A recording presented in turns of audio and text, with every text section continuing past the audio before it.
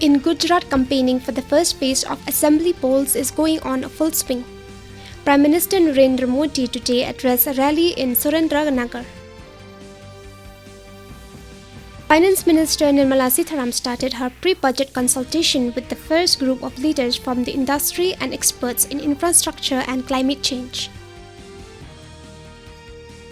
Union Minister of Information and Broadcasting Anurag Singh Thakur has inaugurated the 75 Creative Minds of Tomorrow segment at IFFI 53 in Goa.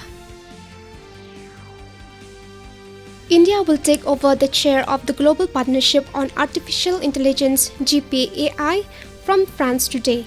Minister of State for Electronics and Information Technology Rajiv Chandrasekhar will represent the country at the GPAI meeting in Tokyo for the symbolic takeover from France.